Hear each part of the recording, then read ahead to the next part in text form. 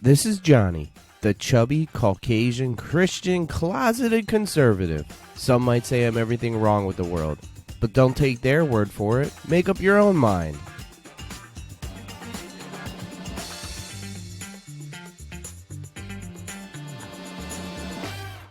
Now, I know all of you are here to hear me talk about Kamala Harris and the border, and we're going to get to that. I promise. We're going to get there. But I wanted to give you a quick update on some Fauci files. I have been posting Fauci files just about every day on my Facebook. Just go to Facebook and search the chubby Caucasian Christian closeted conservative, and it should pop right up. I've been reading just a handful of the Fauci emails a day. Please try to keep in mind, I have a full-time job and a wife and kid, so I can't sit down and just read 3,500 pages of emails all in one sitting, but it is very interesting reading, and I would like to share one just audio-wise with you. I posted this on Facebook a little less than a week ago. This individual emails Dr. Fauci, and as soon as I started reading this email, I was like, Dr. Fauci is dead in the water. And I'm surprised this has not been all over social media, mainstream media. If Donald Trump did anything like this, they'd still be talking about it. Now, as soon as I start reading this, either he replies to this individual and we can discredit him as a medical doctor completely, or he doesn't reply to this individual and he is just obviously a white supremacist, right? So this individual, Lily, she emails him talking about she's the author of a Chinese form of healing called, I'm going to butcher it, Qigong, I believe is how you would pronounce it. It's Qigong. Anyhow, that's not important. She goes on to say that she's been studying this form of healing for over 30 years. 30 years. And she's looking at coronavirus from this perspective. She talks about how she would recommend using the venom of a Vietnamese six-eyed sand spider, which can enter the cells externally, and Habanero canadensis, which of course would enter the cells internally, and then we would use the elevated water levels of infants and children. And of course, the reason we would use these elevated water levels is because children don't really get the disease. And then, of course, she suggests that this should be followed up by other traditional Chinese medicines like acupuncture. Now, the white supremacist that Dr. Fauci is, he forwards this email to the NIAID public inquiries. If only he would have responded to her. She even says, I'd be truly honored to hear from you. I just wanted to touch base and give you my opinion. If only he would have responded to her, maybe we would have had a cure for COVID back in March. Of course, if he did respond to her, then I would say that we should take away his medical license. This is a lose-lose, and I'm surprised no one else has talked about this. Now, I've been posting one of these Fauci files just about every day on Facebook, so go on Facebook and search the chubby Caucasian Christian closeted conservative, and you can go along this journey with me. I've mostly just been uploading ones that I think are humorous and somewhat factual. And now, what you really all came for is chewing the fat about Kamala Harris and the border. What I really want to do is I need to find a way to create a timeline and post that on Facebook or post in the description here, because the timeline is important. And I'm going to go all the way back to the beginning. And I just want to apologize to you guys in advance. I'm going to have to play 2 Joe Biden clips this week just to try to get my point across. I am so sorry. I know it's difficult to listen to, but please try to remain focused. Don't just stare off into space. Try to listen to the important parts. Pick out the important parts, and I promise I'm going to help you with that. So March 24th, 2021 is when Kamala Harris received the assignment that she was going to be in charge of the border. Maybe she knew in advance, but that's when it was, when the public was notified about it. So March 24th, 2021, Joe Biden said this. But I've asked her, the VP, today, because she's the most qualified person to do it, to lead our efforts with Mexico and the Northern Triangle and the countries that help. We're going to need help in stemming the movement of so many folks stemming the migration to our southern border. So that was said on March 24th.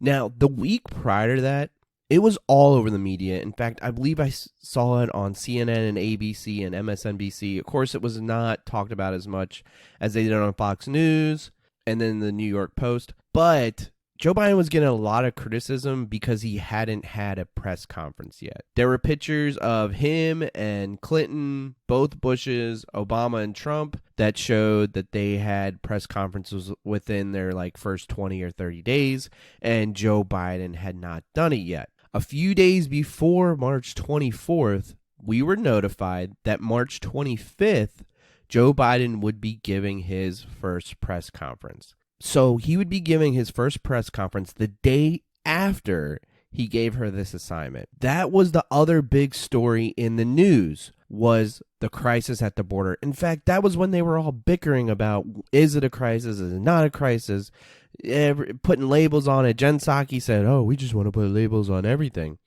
Kamala Harris was even asked a question when she was getting on Air Force Two about whether she was going to go to the border, and this was her response. Do you plan to visit the border? Not today, but I have before, and I'm sure I will again. One of my favorite parts about that quote is USA Today did a fact check on that because everybody was saying that she laughed the border off. And I highly doubt they would have done this for Trump, but they actually said that it was misleading and taken out of context. Maybe saying she just laughed off a border question is taking out of context, but the quote that I just played is that is the context. She got asked about the border and she said, not today. That was on March 22nd. So this was 2 days before she was placed in charge of it. She was placed in charge of it for the only reason she was placed in charge of it was so the following night at Joe Biden's first press conference, he could say this. I'd like to circle back to immigration, please. You just listed the reasons that people are coming, talking about in-country problems, saying that it happens every year. You blamed the last administration. Sir, I just got back last night from a reporting trip to the border where I met 9-year-old José, who walked here from Honduras by himself, along with another little boy. He had that phone number on him, and we were able to call his family. His mother says that she sent her son to this country because she believes that you are not deporting unaccompanied minors like her son. That's why she sent him alone from Honduras. So, sir, you blame the last administration, but is your messaging in saying that these children are and will be allowed to stay in this country and work their way through this process, encouraging families like José's to come? Well, look.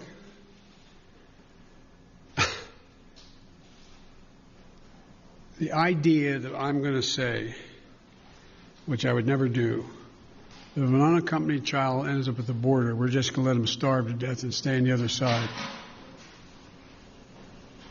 No previous administration did that either, except Trump. I'm not going to do it. I'm not going to do it.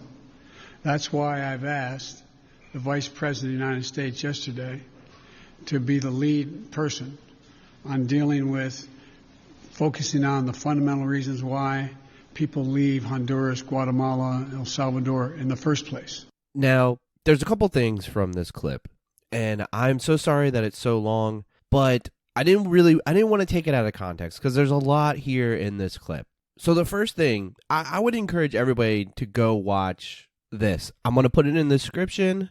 I've already posted it on Facebook.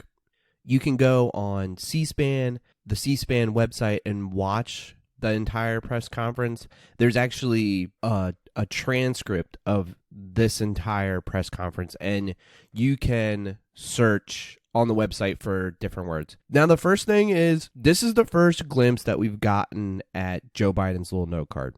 It's not really related to this Kamala Harris border thing. And we're definitely going to touch on Joe Biden's cognitive issues in future episodes. But this is the first time we've seen his little note card. He actually calls on this reporter. The reporter doesn't it's not a regular Donald Trump press conference where people are yelling and raising their hands. He actually calls this reporter out. I believe you have a question. And as soon as she starts talking about the border, which if he had a note card, you think he would have already known previously, but maybe not. As soon as she starts talking about the border, he gets very smug. He gets this smile on his face, and for some reason, he starts moving around papers. It's like he's trying to get this answer in front of him when previously they were already talking about the border. You should have known that this question was coming, and then you asked this reporter. I digress. It's too much. It's too much. But when he starts hearing the question, he gets this very smug look on his face. It's the kind of look that an individual gives you when you're playing checkers, stratego, or maybe in his case, like tic-tac-toe, and they know that they've won. Or they've trapped you somehow. They know it. He becomes very smug, and he even, when she's asking the questions, he's like, that's incredible. That's incredible.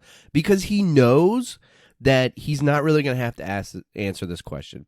He's just going to give some heartfelt response about what Donald Trump did awful and how it's inhumane and how his heart breaks for these children. And then he gets to say that's why I put Kamala Harris in charge. And that's exactly what he does.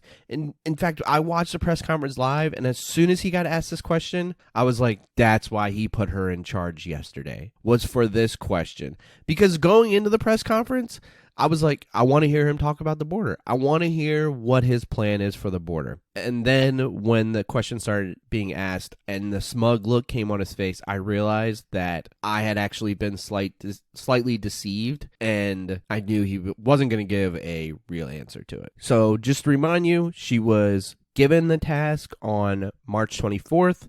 This press conference was on March 25th. Now, I hope some common ground that a liberal Linda or liberal Larry might be able to find with me is that it's kind of a coincidence that we have this topic of the border gaining momentum in the media. Something has to be done. Republicans are causing a big fuss about it, finally to the part where Democrats, they're like, we got to say something. We have to say something. Something has to be done. He has this gigantic press conference that he has to prepare for. And just before it's about to happen, just before he's going to talk on this, just before this press conference, this momentous occasion where he's going to grace us with his presence, he makes the problem not his problem. Please, can we agree on that? That it's maybe related? That there's a chance that it might be related? Are you willing to even try to have that conversation? That there's a small chance that it might be related? With that, I mean, we're not even going to talk about what is wrong or right with the border. Now, those Larrys and Lindas out there, we can talk about that she's the best fit for the job and he had an issue. That's why he put her in charge. That's fine. That's fine. But I just hope that we can agree that he needed to do something before his press conference on the 25th. Therefore, the only thing he could do was put her in charge. I also think that this kind of explains this story that's going out, mostly in the conservative media. This story that's being passed around about how Kamala Harris isn't happy with this assignment and might have actually been taken off guard by it. Now, I would like to think I'm a pretty reasonable person, and I'm sure that the conservatives have blown this out of proportion.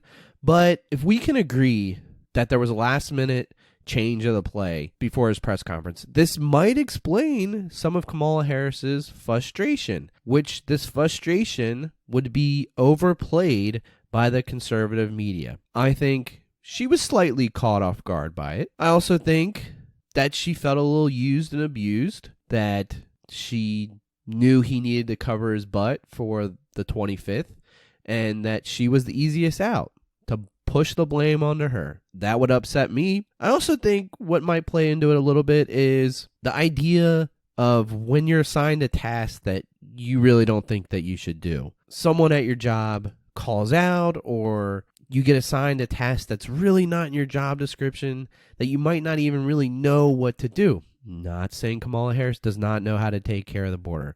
Not saying that at all. But she's probably thinking, you brought me on to do other things. This wasn't really what we talked about when we decided to be running mates. I highly doubt Joe Biden said when he called her up to ask if she wanted to be his VP, by the way, if we get in there, the border's going to be all you. I also think, and this might be a little tinfoil hat-ish, and that's fine. You can call me out on that. But I would have loved to see Kamala Harris's expression on the 24th. Her and Joe Biden were both wearing masks. And I would have loved to see her expression when he gave her this assignment, because I think it would have said a lot about how she feels. Personally, I think this might have been a circumstance where Kamala Harris realized Joe Biden's cognitive decline. I honestly do. She's idolizing this man. People are talking bad about him, saying that he's not all there. And she's like, oh, no. Like, he's good. You should hear us talking. You know, he's fine. And then he comes to her and is like, I can't handle this. And I'm going to get in trouble. And so I need help, and I can't do it by myself, so I'm just going to blame it on you. All of that wrapped into one could maybe cause some friction and possibly some frustration on Kamala Harris's part. And all it takes is one paper pusher, one pilot, one individual working in the White House, someone on Air Force Two, anybody to hear her say something along the lines of, this is going to be stressful. I don't want to do this. This is going to be tough. We're going to have to spend a lot of time on that. That individual to spread it to the media, and it gets blown out of proportion. Unfortunately, we are running out of time here. There is so much more about this topic to talk about. I'd love to pick up right where we left off, talk about her trips to Guatemala and Mexico and eventually to the border, and then like to cut the fat and get right to the border facts. So until next time, you can look me up on Facebook, YouTube, Anchor, and wherever you get your podcasts. Just go to those websites and search the Chubby Caucasian Christian Closeted Conservative and look for my eagle. A family member of mine painted that eagle, and I loved it so much that she gave me the original and allowed me to use it for this podcast. She has a Redbubble account where she has some beautiful artwork. She just recently did another eagle that's holding the American flag. It is beautiful. So go to her Redbubble account, check out some of her artwork. You can find the link to her Redbubble account in my description. You can also go to Redbubble and search Robin N, the letter N, Brown as in the color. And please subscribe, like, rate, and comment. I'd like to start a discussion. You can also go to my Anchor account. This is pretty cool. You can go to my Anchor account and leave a voice message. But until next time, we will see you later.